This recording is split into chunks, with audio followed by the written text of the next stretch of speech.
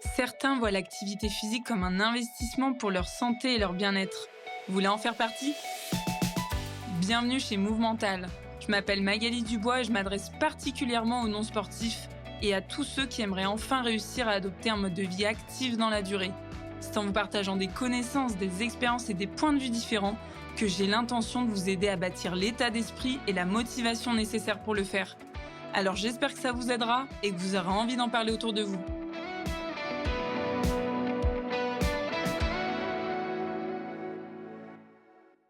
Imaginez-vous à plus de 2000 mètres d'altitude, en plein mois de novembre, mais surtout en fait en maillot de bain et immergé dans une eau glaciale. Je vous laisse imaginer un petit peu ce que ça peut donner. En tout cas, c'est ce que j'ai vécu il y a quelques temps, et c'est de ça dont j'ai envie de vous parler dans cet épisode.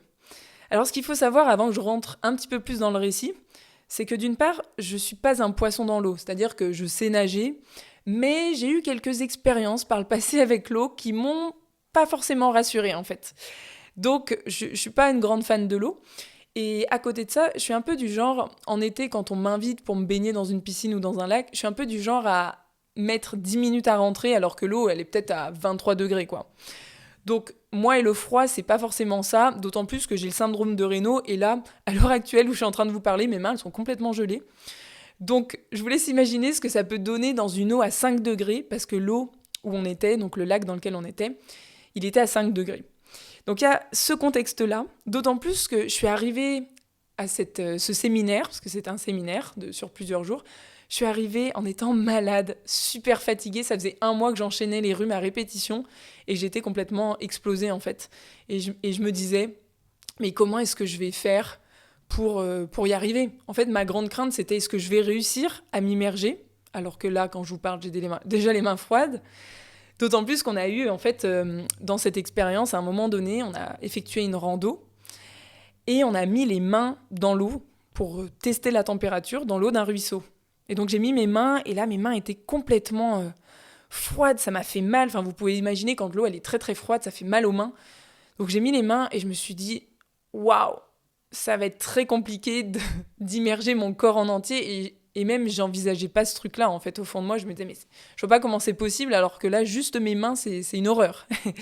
Donc, on a fait ce test-là, et ça a fait que renforcer un peu mes craintes par rapport à ça, parce que, bien sûr, j'ai eu des appréhensions, pas seulement les quelques heures avant, mais les quelques jours avant, je commençais à y penser, à me dire, bon, est-ce que t'es sûr que tu vas faire ce truc-là? Est-ce que tu vas pas ressortir avec une pneumonie alors que t'es déjà malade? Est-ce que ton corps va bien réagir? Est-ce que tu vas pas faire un malaise en plein milieu de l'eau? Est-ce que mes mains, ça va bien se passer? Parce que, mine de rien, quand je suis à l'air sec et que j'ai déjà les mains complètement froides, je sais pas comment ça peut réagir en restant dans l'eau froide. Donc, je me posais plein de questions et j'avais vraiment cette crainte-là de est-ce que je vais réussir à m'immerger? Et bien sûr, j'avais peur d'être déçue et de pas réussir à vivre cette expérience pleinement. Donc, c'était une grande crainte. Et la première leçon que j'ai envie de vous partager, c'est vraiment une leçon que j'ai redécouverte grâce à cette expérience. C'est que, et ça me fait un peu sourire parce que il y a quelques temps en arrière sur Instagram, j'ai publié une photo. Donc si vous êtes en train de m'écouter, vous pouvez regarder, j'ai mis le lien de la photo, vous pouvez aller voir ma tête parce que je suis immergée dans l'eau et on voit ma tête qui est un peu bizarre en fait sur cette photo. Et pour ceux qui sont sur YouTube, vous pouvez tout simplement voir la photo qui s'affiche devant vous. Et sur Instagram, j'avais demandé aux personnes qui me suivent, à votre avis, à quoi j'étais en train de penser au moment où on m'a prise en photo, en fait. Et c'était assez drôle de voir vos réactions parce qu'elles étaient toutes du même style. Elles étaient toutes du style «Non mais pourquoi est-ce que tu me prends en photo? Arrête ça!» ou «Non mais quelle horreur, vivement que je rentre dans mon bain!» ou «Pourquoi est-ce que je me suis lancée là-dedans?» Enfin, c'était assez négatif et c'était assez drôle de voir vos réactions. Parce qu'effectivement, quand on regarde ma tête, on se dit waouh, je suis pas forcément très à l'aise avec ça. Et en fait, il y a personne qui a trouvé les bons mots pour exprimer ce que j'ai pu ressentir. Forcément, vous allez me le dire. Mais en fait, ce qui s'est passé, c'est que la première leçon, c'est ça que j'ai envie de vous dire, c'est que la première leçon, c'est que tant qu'on ne tente pas, on ne sait pas. Et moi, pendant les jours, les heures précédant cette immersion, cette première immersion, parce qu'on en a eu plusieurs dans le week-end, j'étais vraiment conditionnée avec toutes ces questions-là qui me passaient par la tête. Est-ce que je vais y arriver? Est-ce que ça va bien se passer? Est-ce que je vais ressortir vivante? Est-ce que ci? Est-ce que ça? Donc j'étais pleine d'appréhension, pleine de peur. Et en réalité, c'est pas du tout ça ce qui s'est passé. Et ce que j'avais imaginé un peu de pire, c'est absolument pas passé. Donc quand on regarde cette photo, je suis tout simplement dans l'eau, mais complètement stupéfaite de ce qui est en train de se passer. Parce qu'en fait, je me retrouve dans l'eau avec le calme le plus serein possible. C'est-à-dire que je suis complètement détendue et j'ai pas de tremblement. Voilà, j'arrive à rester dans l'eau simplement. Et ça, pour moi, c'était surréaliste. Et c'est vraiment, en fait, ce message-là que j'ai envie de vous transmettre, c'est que nos peurs et nos appréhensions, il faut vraiment les voir comme des projections. On projette, en fait, les conséquences futures qui pourraient donc se produire, alors bien même qu'on ne les a pas expérimentées, en fait, ou pas forcément expérimentées. Bien sûr, les peurs et les appréhensions, elles sortent pas de nulle part, on les bâtit de par nos croyances, de par nos expériences, donc elles sortent pas de nulle part, mais là, en l'occurrence, j'avais jamais vécu cette expérience, donc pourquoi avoir peur de quelque chose que je n'ai jamais vécu d'une certaine manière, c'est ce qu'on pourrait se dire. C'est intéressant de comprendre quand même que là, la peur, elle a un rôle à jouer. La peur, c'est un système d'alerte, elle est là pour nous alerter, de faire en sorte qu'on soit dans un état d'alerte, parce qu'il faut effectivement pas faire n'importe quoi. Donc là, j'étais dans un état quand même d'alerte, mais j'étais complètement détendue, et j'ai pu rester dans cette eau glaciale à 5 degrés pendant 5 minutes. 5 minutes, c'est énorme, sans bouger, immergée jusqu'aux épaules, les mains au-dessus de l'eau. Et après, on a fait une petite tentative avec les mains dans l'eau pendant quelques secondes ou peut-être une minute. Je me rappelle plus bien. Mais voilà, tout simplement, j'étais complètement stupéfaite. Donc s'il y a une chose que vous pouvez retenir, c'est... Mais en fait, et si c'était possible? C'est cette question-là qu'il faut se poser. Et remis dans votre contexte à vous, peut-être par rapport à l'activité physique, au sport, c'est... Et si c'était possible, cette reprise sportive que vous appréhendez tant depuis un certain temps, et si c'était possible pour vous de réussir à être sportif, bien sûr avec votre propre définition du sport, tout simplement de se poser cette question, ça va vous permettre d'oser vous lancer. Et, et moi, c'est ce qui m'a permis aussi de me lancer, parce qu'à un moment donné, je me suis dit, mais finalement, si je suis là... je suis aussi bien entourée, il y avait du monde, on était accompagnés, c'est pas quelque chose qu'on a fait comme ça au hasard. Bah, finalement, et si c'était possible, ou pourquoi pas moi en fait, puisque les autres auparavant, les expériences que j'avais pu entendre de ce séminaire, ça s'était bien passé en fait. Donc pourquoi pas moi? J'étais pas la seule dans la situation avec des mains glacées en permanence, j'étais pas la seule à avoir peur de l'eau, donc pourquoi pas moi en fait? Donc ça, c'est vraiment une leçon à tirer, c'est... Tant que je ne tente pas, je ne peux pas savoir. Je ne peux pas, en fait, je ne peux pas tirer de conclusions hâtives. C'est vraiment la première leçon. Deuxième leçon, là, c'est vraiment quelque chose que j'ai réexpérimenté aussi. C'est le fait que réussir quelque chose, ça se passe et dans la tête et dans le corps. C'est vraiment dans la globalité, dans la tête et dans le corps. Et on ne peut pas, en fait, différencier les deux. C'est pas possible. Je vous illustre ça très simplement. Quand on est tendu, au niveau mental, je veux dire, quand on a de la pression, etc., comment est-ce que ça se traduit dans le corps? On a le corps qui est contracté, on est tendu, etc. Quand on est plutôt détendu mentalement, comment est-ce qu'on est au niveau de notre corps? On est plutôt détendu. Quand on est peut-être triste, notre corps, il va être dans une certaine position, généralement un peu recroquevillé. Quand on a plutôt confiance, oui, on va être plus redressé, un peu plus droit, le regard plutôt loin, alors que quand on est triste, on a le regard plutôt vers le sol. Vous voyez un petit peu à quel point notre corps traduit notre état émotionnel, notre état interne. Et ça, c'est important de le comprendre, parce que pour arriver à faire cette expérience et à m'immerger dans l'eau, comme je vous le disais, on a été préparé. On a été préparé non seulement mentalement, mais également au niveau de notre corps. Donc c'est passé par différents types d'exercices, dont de la respiration, mais également au niveau de notre posture. Et ce qui était important, c'était de chercher un maximum à se redresser, avoir les épaules bien en arrière, comme si on voulait un peu bomber la poitrine, à regarder devant, etc. Et ça a été un élément aussi essentiel au moment d'aller dans l'eau glacée, justement de se tenir avec cette posture-là, de respirer aussi d'une certaine manière. Alors il y a eu différents types de respiration, mais au moment où j'étais immergée dans l'eau, j'étais dans une respiration plutôt calme. L'idée c'était d'apaiser un petit peu ce qui pouvait se passer au niveau du corps, parce que le corps, mine de rien, il réagit. Quand on est dehors et qu'on n'est peut-être pas assez habillé, qu'est-ce qui se passe? Le corps, il va commencer à trembler, etc. Il nous envoie un peu des signaux d'alerte. Et là, c'était de chercher aussi à accepter ce qui se passait et à apaiser ce qui pouvait se passer à l'intérieur de notre corps. Et c'est ce qui a fait que j'ai réussi en fait à... Alors, j'ai pas cherché à être dans l'eau sans trembloter, sans oui, sans trembler, mais j'ai tout simplement voulu être dans l'eau et que ça se passe au mieux. Et grâce à ça, grâce à la posture, grâce à la respiration, avec un rythme qui était très régulier et un rythme qui était assez lent, ça m'a permis en fait de tenir dans cette eau glaciale. Donc c'était super intéressant de voir à quel point, non seulement ce que je pouvais me raconter dans ma tête et comment est-ce que j'appréhendais le sujet, et non seulement comment est-ce que ma posture traduisait un petit peu la situation, j'ai pu réussir à tenir ces 5 minutes-là. Donc par rapport à vous, j'ai envie que vous vous posiez cette question-là. Et si vous adoptiez la posture qui est la plus adaptée par rapport à vos objectifs? C'est-à-dire que si vous n'avez pas du tout confiance dans le fait d'atteindre vos objectifs, dans le fait de réussir à vous remettre au sport, peut-être qu'il y a quelque chose à jouer au niveau de la posture. Comme je vous l'ai dit juste avant, si vous n'êtes pas confiant, vous allez avoir une posture qui montre que vous n'êtes pas confiant. Et ça se joue parfois sur des petits détails, mais simplement d'apprendre à se redresser, d'essayer d'incarner un petit peu la confiance d'une certaine manière, ça va avoir une incidence positive sur ce qui va se produire derrière, donc sur vos comportements et sur les résultats que vous allez engendrer ensuite. Donc, et si vous adoptez en fait la posture la plus adaptée à vos objectifs, c'est la question que j'ai envie de vous poser. Et j'ai envie que vous mettiez en fait le doigt sur le fait qu'entraîner le mental, c'est important, tout en prenant en compte le corps. Donc entraîner le mental et le corps, ce sont deux choses super intéressantes. Maintenant, la troisième leçon qui a été super chouette à redécouvrir, c'est le fait que, en fait, on a eu 3 immersions à 3 moments différents. Et d'ailleurs, ça me fait rebondir sur le fait que là, jusque-là, vous pourriez vous dire, ouais, mais c'est un peu la chance du débutant, t'es rentrée, t'étais assez confiante, etc. Mais autant tu le refais et ça passe pas.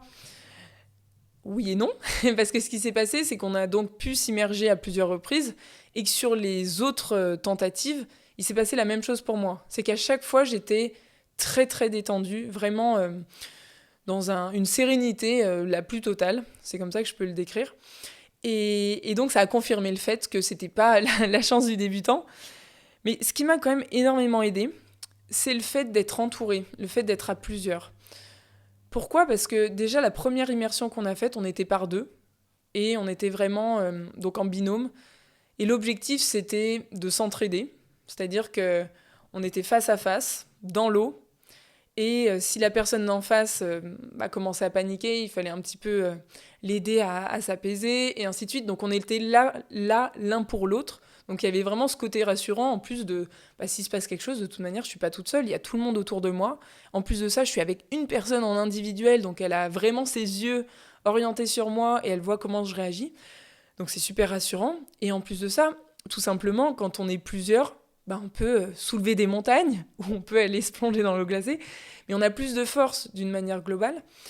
Et ça, je pense que c'est important de le souligner, parce que c'est sûr que si je m'étais dit un beau jour, tiens, ce week-end, je vais aller m'entraîner, je vais aller tester l'immersion en eau glacée, si je l'avais fait toute seule, ça ne serait pas passé de la même manière, c'est sûr. J'ai pu le ressentir à l'intérieur de moi. Et donc, à ces différentes reprises, on était souvent, alors soit en binôme, soit on était tous ensemble, soit par petits groupes. Mais à chaque fois, il y avait la force du collectif qui faisait qu'on pouvait se rassurer, se motiver, se soutenir, malgré la difficulté quand même du challenge que ça représente d'être complètement immergé. En plus, dehors, il faisait autour des 7 degrés, moins de 10 degrés en tout cas, ce qu'il y a de sûr. Donc, c'était relativement difficile, bien qu'on ait eu des bonnes conditions, mine de rien. Il a fait beau, on n'a pas eu plein de neige, etc., pas plein de vent, mais quand même, ça reste une eau à 5 degrés. Donc, c'est ça que j'ai envie de souligner pour vous, c'est à quel point ça peut être très aidant, et à quel point c'est très aidant de s'entourer correctement de personnes qui peuvent nous aider. Donc, dans vos objectifs, Et je l'ai déjà dit à plusieurs reprises dans d'autres épisodes, cherchez des personnes qui vont être là pour vous encourager, pour vous soutenir, voire même partager votre objectif, se remettre en selle, pourquoi pas le faire à plusieurs tout simplement. Et moi, j'essaye vraiment de faire ça en fait dans mes accompagnements, que ce soit dans les accompagnements en individuel, où je suis vraiment en un à un avec la personne que j'accompagne. Et donc là, on est vraiment comme des coéquipiers et on avance semaine après semaine. Et la personne que j'accompagne, donc mon client, peut compter sur moi, peut se reposer sur moi. Et moi, je suis là pour booster, etc. Il y a vraiment ce travail collectif qui est collectif, donc en binôme, qui est super intéressant et qui permet d'aller beaucoup plus loin. Parce que à plein de moments, que ce soit dans mes accompagnements ou dans d'autres objectifs qu'on peut se mettre, à plein de moments, on pourrait en fait abandonner. Mais quand on sait qu'on a quelqu'un sur qui compter, ou quand on sait qu'on a quelqu'un qui est là pour nous rassurer, ou nous tendre une perche si jamais ça devient compliqué, ben on a quand même beaucoup moins de risques de lâcher, et en général, on a beaucoup plus de force à l'intérieur de nous. Et que ce soit aussi dans des accompagnements collectifs, où là, de travailler un petit peu en groupe, l'effervescence du groupe, ça amène toujours plus loin aussi. Donc gardez un petit peu en tête ces 3 leçons. Et la dernière, c'est vraiment de chercher en fait des personnes qui pourraient faire partie de votre processus, en fait, de votre challenge, de vos objectifs. Et si vous n'avez pas encore de personnes qui pourraient vous entourer, bah sachez qu'avec Movemental, j'ai la possibilité de vous accompagner pour faire en sorte que votre reprise sportive elle soit beaucoup plus facile. Et que si vous avez déjà vécu par le passé différents échecs à ce niveau, eh bien qu'on puisse ensemble traverser cette nouvelle étape pour vous et faire en sorte qu'elle aboutisse vers quelque chose de positif. Et en fait, la 4e leçon un peu bonus que j'ai envie de vous transmettre, c'est que imaginez comme en ayant réussi ce genre de challenge, à quel point d'autres challenges peuvent me paraître beaucoup plus faciles. En fait, à quel point quand on réalise des choses dont on ne se sentait pas capable, qui étaient très difficiles mentalement et qui étaient très challengeantes, à quel point en fait nos standards en termes de difficulté deviennent beaucoup plus grands en fait. Si je suis capable d'aller dans l'eau glacée, bah de quoi je peux être capable encore de plus en fait. Et à quel point quand on a franchi quelque chose de difficile comme ça, et c'est d'ailleurs le cas quand des personnes parlent de leur expérience de vie où elles ont vécu des choses très difficiles, ça peut être une maladie, ça peut être un handicap, etc. À quel point ça les a rendues plus fortes, bah, c'est exactement ce qui s'est un peu passé dans cette expérience-là que j'ai vécue sur ce week-end. Parce qu'en fait, maintenant que j'ai vécu ce truc-là dans l'eau glacée, bah, je pense que l'été prochain, quand je vais me retrouver à aller me baigner dans n'importe quelle piscine ou n'importe quel lac, je vais me dire, mais en fait, ça n'a rien à voir, c'est beaucoup plus facile. Et je suis tellement heureuse d'avoir vécu ce truc-là, tout simplement pour pouvoir être capable d'enfin me baigner facilement, en fait. Juste ça, c'est énorme pour moi. Et je pense que dans plein d'autres contextes, ça va me permettre de repenser à cette expérience et de me dire, mais attends, t'as quand même réussi à te mettre dans l'eau glacée jusqu'aux épaules et même la tête, j'ai oublié de le préciser, mais notre dernière immersion, on a carrément mis la tête dans l'eau. Bon, c'était encore plus difficile pour moi et ça a été vraiment là un gros challenge, mais pour autant, j'ai quand même réussi à le faire pendant quelques secondes. Et bien à quel point, en fait, maintenant, dans plein de contextes, je vais pouvoir me dire, mais en fait, attends, ce que tu es en train de faire là, c'est quand même pas du même niveau que ce que tu as vécu quand tu es allé dans de l'eau glacée. Et c'est d'ailleurs ce que j'essaye de faire quand j'organise certains types d'événements. Tenez-vous informés, parce qu'il y aura un prochain événement, sûrement début de 2025. Donc tenez-vous informés si ça vous intéresse de vivre vous aussi des challenges qui permettent de vous dépasser un petit peu. Ça ne sera pas dans l'eau glacée, mais ce sera autre chose. En tout cas, n'hésitez pas à vous challenger un petit peu pour, comme je viens de le dire, augmenter un peu vos standards et faire en sorte que ce soit plus facile pour vous, ne serait-ce que votre quotidien. C'est juste incroyable de pouvoir se dire qu'en fait, le quotidien devient facile et qu'on est capable de grandes choses, tout simplement. Voilà un petit peu les dernières leçons, enfin les 3 leçons que j'avais envie de vous partager dans cet épisode. Bon, gardez en tête que là, ce que je viens de vous partager, le but n'est pas d'aller tester tout de suite une immersion pour vous dans l'eau glacée. Sachez que c'est important de vous faire accompagner si vous décidez de le faire. C'est important d'être plusieurs, tout simplement par rapport à la sécurité aussi. Parce que si vous faites n'importe quoi, bah, il peut se passer n'importe quoi derrière.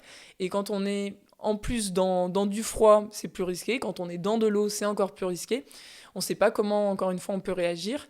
Et on peut très bien paniquer aussi. Donc, c'est important de se faire accompagner, de trouver éventuellement des personnes. D'ailleurs, j'en profite pour remercier Nathan Delacoste et Fred Chevalier, qui est spécialisé dans les immersions en eau glacée, qui ont mené ce séminaire jusqu'au bout et qui nous ont permis justement de nous challenger, de nous dépasser, parce que jamais j'aurais pu m'imaginer faire ce truc-là.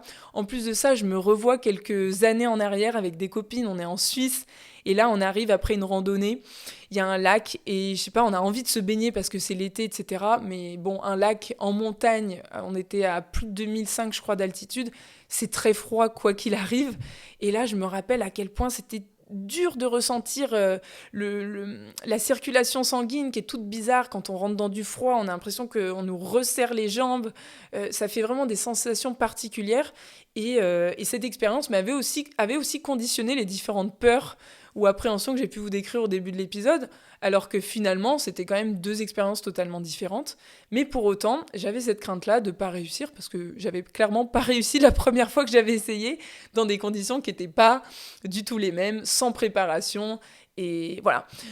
Donc j'espère que cet épisode vous a plu, vous a permis de mieux comprendre un petit peu ce qui s'est passé pour moi, et surtout de vous donner un peu d'espoir aussi dans vos objectifs et dans vos challenges, parce que même quand vous pensez que c'est pas possible, eh bien sachez que c'est peut-être pas 100% impossible non plus. Et si c'est pas 100% impossible non plus, c'est qu'il y a une petite chance que ce soit possible.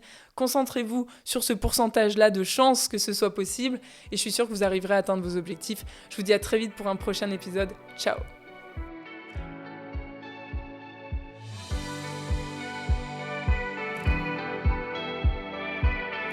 C'est tout pour aujourd'hui, enfin, presque. Avant de partir, j'ai 2 questions pour vous. La première, c'est quelle est la chose que vous pourriez retenir de cet épisode ? Et la deuxième, à qui vous pourriez la raconter ? En partageant ce podcast et en lui attribuant la meilleure note possible, vous inspirerez d'autres personnes à être plus actives. Et comme votre avis compte beaucoup pour moi, n'hésitez pas à me faire part de vos réflexions, j'essaierai de vous répondre. À bientôt !